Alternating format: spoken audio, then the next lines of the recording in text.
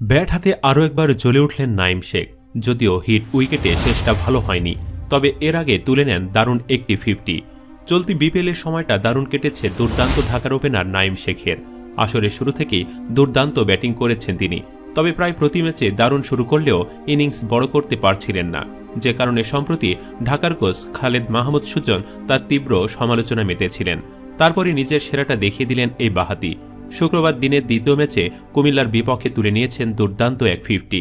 16তম ওভারে মাত্র 44 বলে 64 রানে যখন ব্যাট করছিলেন তখন মনে হচ্ছিল স্কোরটা আরও অনেক বড় হতে পারে, তবে দুর্ভাগ্যবশত ফিরে যেতে হয়েছে হিট উইকেট হয়ে।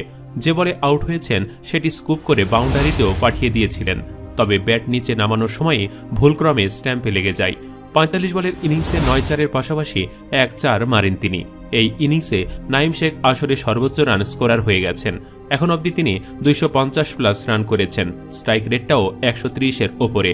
দারুণ এই পারফরমেন্সে ট্রলের থেকে পছন্দের পাত্রে পরিণত হচ্ছেন তিনি।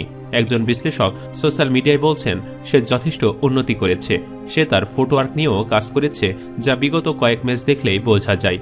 তিনি আরও জানান, বিগত কয়েকদিন ধরে নাঈমকে নিয়ে করা প্রত্যেকটা পোস্টের নিচে কিছু তথাকথিত বান্দার কথা পারে তো শুধু বিপিএলে।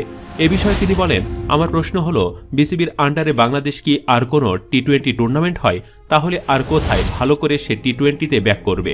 সে উন্নতি করেছে, তার প্রশংসা করুন, ট্রল নয়। অনেকেই তাকে বিশ্বকাপ দলেও চাওয়া শুরু করেছেন, যেহেতু অন্য ওপেনাররা খারাপ করছে। সুপ্রিয় দর্শক, নাঈম শেখকে আপনি কেমন দেখছেন? সত্যি কি আগের থেকে তিনি উন্নতি করেছেন?